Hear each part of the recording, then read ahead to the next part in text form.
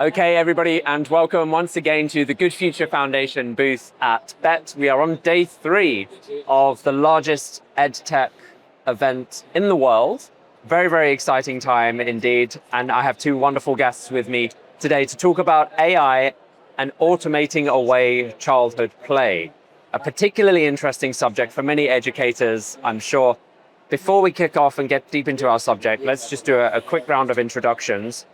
Julie, if I could start with you, just tell us a bit about who you are and what you do, where you work, and what your interest in AI is specifically. Absolutely. So I'm Julie Carson. I'm Director of Education and Deputy CEO at the Woodland Academy Trust, which is a group of 5 primary schools in Bexley and Kent in South East London. So my role is everything education, which I'm really privileged to work across all 5 schools, and particularly AI and digital technology. So we have one-to-one devices, we've got 2 ACL distinguished schools, and we've been an ACL regional training centre for 4 years now. I'm particularly interested in the use of AI around inclusion, dignity, equity, to make sure that we can reach all of our learners, and also staff workload. Excellent, thank you, Julie. Please, Jacob. Hi, so I'm Jacob Woolcock. I'm a teacher from Penpol School down in Cornwall in the UK.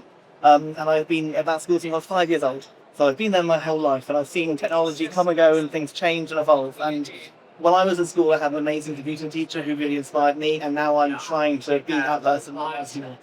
My kind of fascination with AI is that we don't know what's happening. We don't know what's going to happen tomorrow at this rate. And so our children need to be prepared for whatever's coming. And I think that's a really interesting and fun journey to go on with them, where we can all learn together. And I think I find that fascinating and very exciting. Let's talk about play, first of all, I think, and how that impacts social and emotional development in children, and why we consider that to be an important aspect of their education to begin with. Can I start with you, Julie, on that one? Absolutely. So play is kind of the foundation of, how children work out how to be human. So it's those social interactions, it's the oracy, it's the disagreements actually as well, and those negotiations around if you particularly want one toy and somebody else has got it, how do you solve that? AI can't do that. It's also about that development of imagination, and how do you actually show empathy to other people if someone's crying, if one of your friends has fallen over in the playground, what are you going to do about it? The play aspect really helps with that social part. And I think with all the work that we do with AI, it's got to still be, where do the humans need to be human? And AI can't replace that social aspect of it. Can we just pause for a second on the play aspect? Yeah. Let's park AI for just a second. Yeah. What does opportunity for play look like at Woodland? Yeah, so really carefully planned to enhance their learning, and then we've got indoor play, outdoor play, but it's all themed within areas and it follows children's interests. So for instance, we've got Mud Kitchen, which has got writing opportunities in and maths opportunities. I love the Mud Kitchen. It's one of my favourite places to go when I'm in kind of early years. I always come out really muddy. We've got construction areas where, again, they're having to role play and decide how to build towers. If they want to build a house, what does that look like? Which are the best size bricks to use? Water play. And then what we make sure we've got is the continuous and enhanced provision is all around where the children's skills and knowledge that need developing are. So it's really tailored to what their gaps in understanding are to support that. Can I turn to you, Jacob, for the same question, if that's okay? What does play look like at school? Or what should it look like in school if we're leaving AI out of the equation for the moment? So in my context, as a computing teacher who works in year 1 through to year 6, which I know is weird in a primary school, for me, play is that learning through discovery, problem solving, creative thinking. And when I'm talking about play in my classroom, it's very much Lego robotics. It's building, it's problem solving, it's falling apart, it's having those arguments, those discussions, that teamwork. And then it's coding in Scratch, and it's like, I'm going to learn about variables, I'm going to do it by making a game that I want to make. I'm going to make an application that I fancy doing. It's knowing how the lesson starts, but not how it finishes. So if we're talking about variables in Scratch in year 4, we'll introduce the topic. And by the end of the lesson, I want the children to demonstrate they've understood that topic. I don't mind how they get there. I don't mind if they make like a little quiz game. I don't mind if they make a clicker game that come on screen. I want them to play with the tools, but focus on that target we've given them. And it's such a creative activity to do. And as an adult, I learned through play. When a new software update comes out, when a new tool is available, I just jump on and play with it a little bit. And I think we need to remember that adults to play too. Maybe not with Julie Carson on Love Kitchens, but that is fun. I don't know. That is fun. And I do like that. I love that game myself. But playing is such a huge part of life with learning. So I think it's integral to all that we do in schools as teachers. And I think there's different levels of play as well. So you're talking about adults playing, even these conversations, you're playing to an extent because you're discovering what each other is saying and then building on that. And that's what the children do as well. You know, if you think about turn taking or you're having those discussions about texts or about where the Jolly Postman might go next, then, you know, it's always building on the next person's idea and exploring and playing like that. That's what it all is. Yeah. Small intervals. There are two things. Well, one thing that each of you said that I want to pick up on, if I may, because I think there's a theme that I want to explore with you. For you, Jacob, you said when building Lego, things fall down. Julie, you said when children are out playing, what to do if a friend falls over. So there's this aspect of things not going according to plan and friction in what happens when something bad happens, when something goes wrong, when it doesn't go completely according to plan, and how do we pick our friends up? How do we rebuild the Lego in order to get to where we wanted to go in the first place? This aspect of failure, right? Of getting it wrong. How important is that for both of you when it comes to growing, developing, flourishing all of these areas of school life that are so important? Yeah, massively important. And I think it's important to share it as well. So, you know, thinking of my job as a leader, so I share openly when I get things wrong. And I think that's got to be modelled within the school and also with the teachers. And our teachers will share with their pupils as well. Oh, I made this mistake, or I got this wrong. You know, children are the first to say, aren't they? Miss, that sum's not right, or you've missed an apostrophe out. And it's how you deal with that and model that to pupils. And I think that's a really fundamental skill to be able to fail, learn, build that resilience and move on. But it's how you deal with that failure. So it's not about self-blame or blaming others or judging. It's about you use it as a learning point. And I think that's really key, a key skill for our pupils and our youngest children to learn, that it is okay to do that. You know, the world isn't going to end. Nobody's going to be cross with you or upset with you. These things happen. How do we deal with them?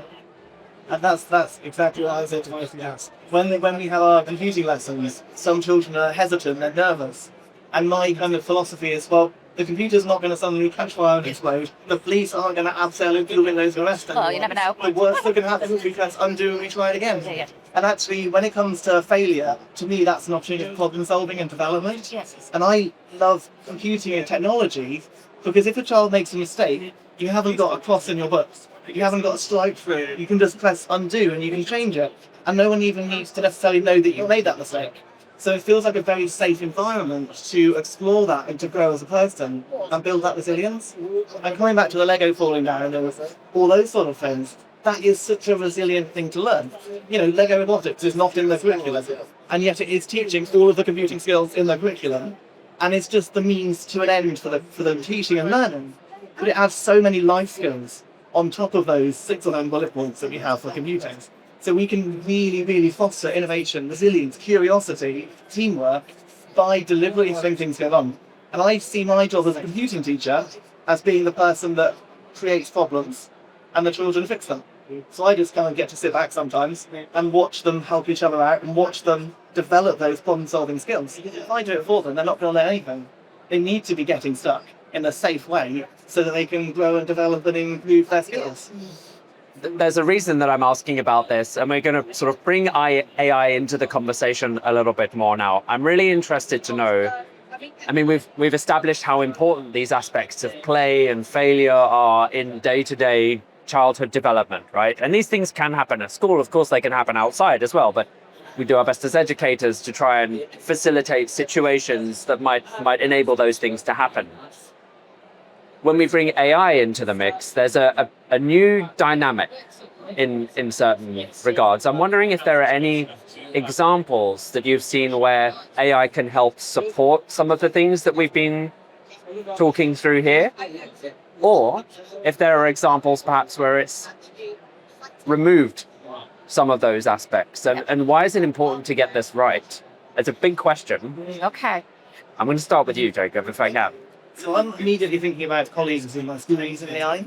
And actually, coming back to the idea of play, I think a lot of the way they're learning how these tools work are by just playing with them, actually seeing what's possible here, and doing it in a safe way, not with student data or small things, but doing it at home with their own budgets.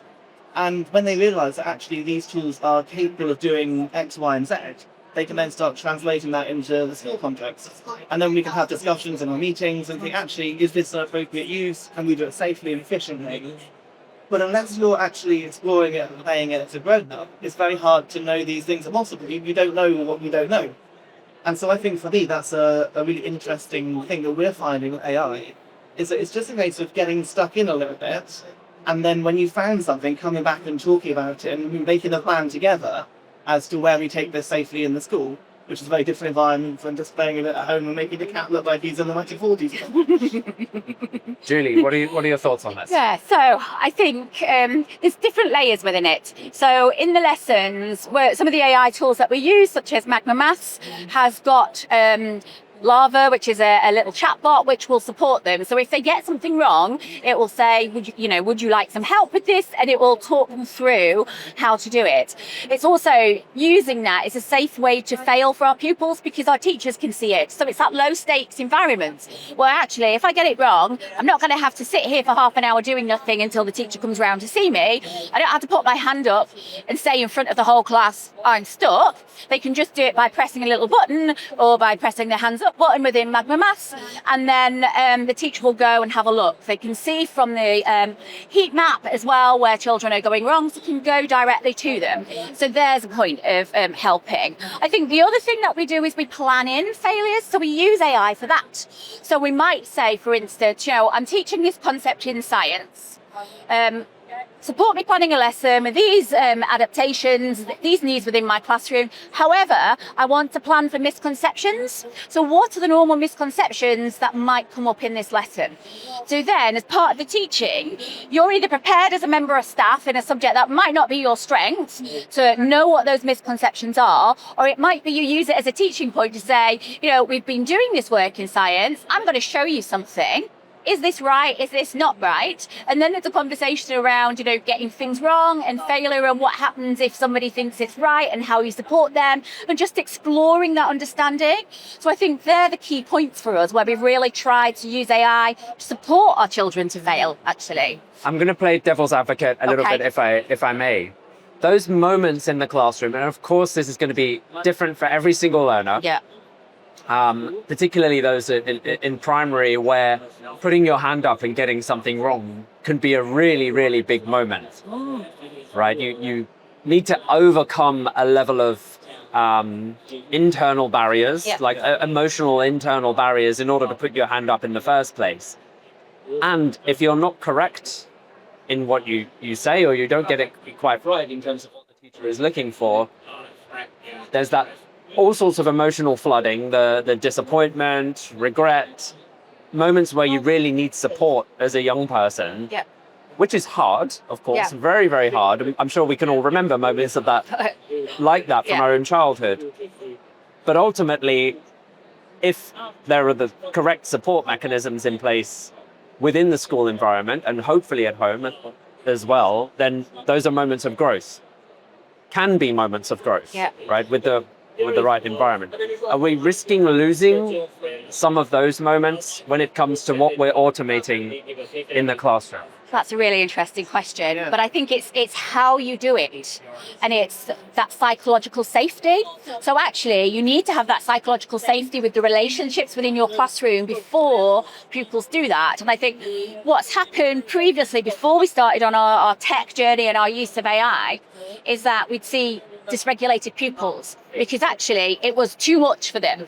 And it didn't matter, how much support we put in for them, emotional support, and all the different hints and tips. So, colour monsters or something similar to that, to be able to help them express that, they couldn't manage it. So actually, we were then removing that ability to learn from them.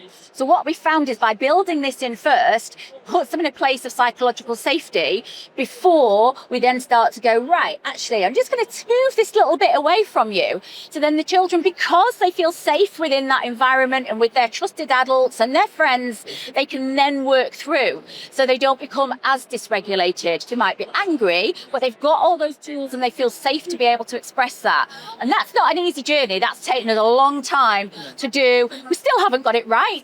We still get it completely wrong with some of our pupils, but that's where we sit back and go, right, what have we missed here? Why did that child react in that way? But I think it's just that gradual approach, actually, to be able to support them to develop and explore those feelings in a safe way. So not about removing them. And I think actually building on what I said earlier about planning for common misconceptions, I hadn't kind of considered that angle before. But that's not stopping the children making those misconceptions, but it is equipping the teacher to be able to deal with them in a really effective and supportive way, which then reduces that risk of failure becoming a real problem in a classroom. And actually the teacher is prepared for that answer, and they can then support that student. Yeah. So we can use AI to help us do that without the students not being able to make mistakes. We want the students to make mistakes, that's how we learn, but we can then be better able to support them in that sense when it happens. Is there a risk of too much padding? So that when they go out into the real world, they don't have that support mechanism in place, or even when they go home, we have to make mistakes in day-to-day dialogue, right? We do make mistakes. Everyone makes mistakes. And I think the students in school, when they make a mistake, is what happens next. The mistake itself is not important, but it's what happens next, how they react to that, how they respond, how they develop, and how they grow. And that's them, that's their brain, that's not AI. So whatever happens, the mistakes will occur.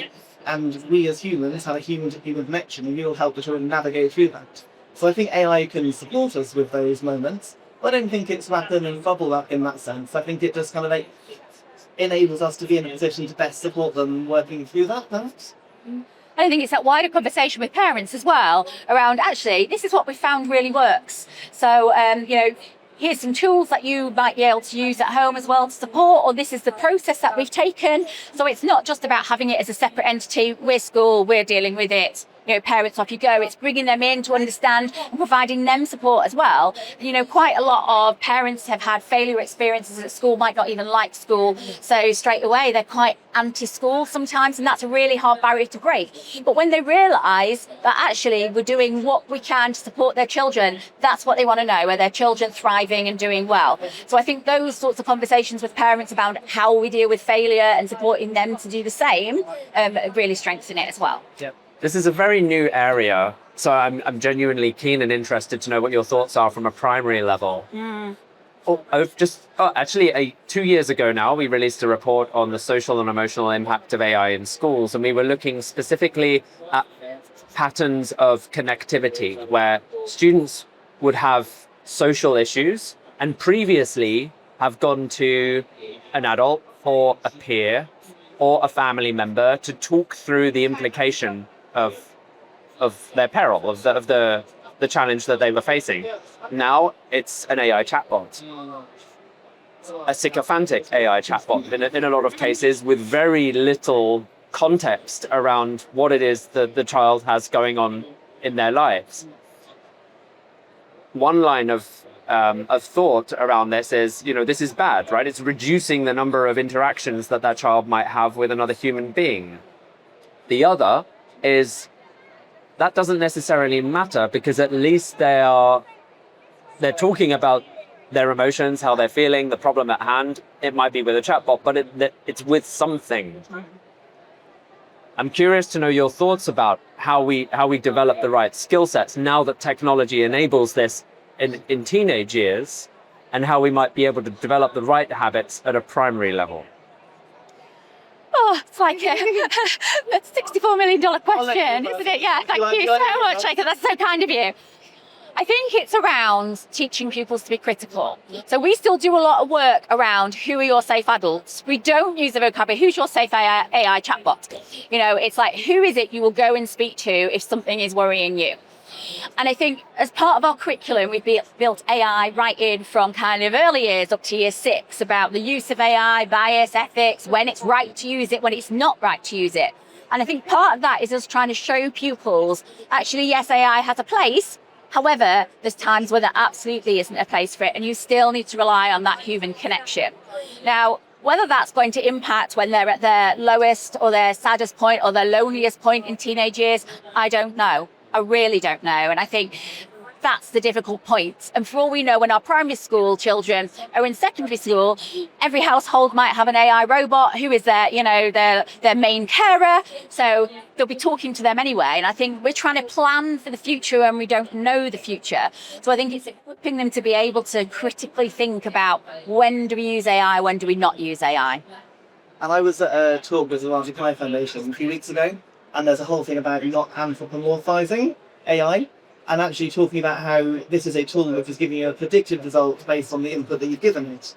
And when you start using that sort of dialogue with the students, it takes away the fact that we're talking to a person. If we're not actually talking to a character or a person, it is very easy to imagine we are. Like, I'm talking to ChatGPT and I'm saying please and thank you. I don't need to do that, but instinctively I am, because it feels like what you would do if you're conversing with a person. But ever since I started thinking about, actually, no, it's predicting a response based on an input, and it's trying to use logic reasoning to work out how likely this output should be, suddenly it becomes a tool to use. And I think there's a big piece of work with the Woodland Foundation and other organisations to actually make children aware that this is a tool just like other things on the computer. And it isn't some entity that we interact with and coexist with, it's a tool to use. And I think when that piece of learning happens, I think it will hopefully change mindsets a little bit, in that this is not a reliable way of reaching out for emotional support, because it's going to predict a response in things we want to hear. It's not necessarily going to give us a response that can help us navigate the issue at hand. I think that's the end. Please, Julie. No, I was just going to say, and it is really difficult even as an adult. So, if you put something in and it says, this is a great idea, Julie, and my husband just rolls his eyes whenever I have a great idea, I'm like, well, actually, I'll carry on with my chat with you, thank you. So, I can see why it is hard for teenagers to make those differences. And also for very young learners, it's incredibly hard to grasp the concept of what AI is. I don't know what AI is. I couldn't so simply explain that to a 6-year-old. And yet we're expected to kind of think, actually, are they going to know about logical reasoning models, multi-language? Are they going to know? No, they're not. They're going to think it's like magic. When I'm saying something, a picture's come back. Wow. But it's so hard to actually use that vocabulary. I'm guilty of doing it as well. Oh, let's see what we're going to get back, or let's see what it thinks the answer might be. It doesn't think the answer is anything. It's predicting what it might be. It doesn't think about anything. It's very hard. The anthropomorphization that you mentioned is a big element of a number of different solutions in the AI space, particularly when it comes to primary. And of course, the DFE's product safety expectations were rolled out on Monday, and that was featured in there, right, as something that should not be part of the design. I did want to get your thoughts on this, because it can be a friendly and engaging way for students perhaps who are disengaged with a subject, right? Oh, here's a purple dinosaur for me to talk to and engage with. Perhaps I might start learning my multiplication tables or whatsoever. I don't know, a rogue example. Are we missing a trick there by removing that from what product safety should look like? I'm not going to ask a purple dinosaur for advice about mental health. I'm going to ask it for advice about whatever the dinosaur is there for. And I think part of the guidelines are about having characters which are limited in time and scope. So, for example, you could talk to Henry VIII for a period of time, because it's very clear that it's not actually Henry VIII. It's very clear you're not talking to a purple dinosaur. But it's when you start talking to this nebulous entity that you don't know who it is, you don't know what it is, but it feels like it's a who.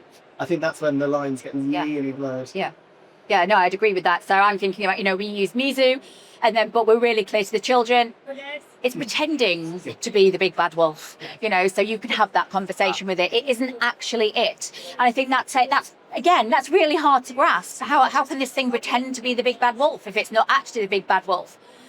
So whether we're missing a trick as people are older, I do not know. I really don't know about that.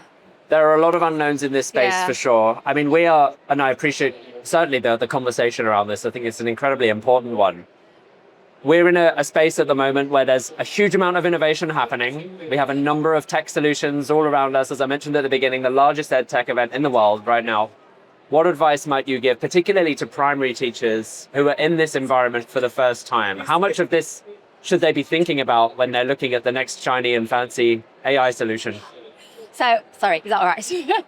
It's about knowing your strategy. So actually, the way we always work across our trust is about problem solving. So what is the problem that it is that we want to solve? What problem have we identified?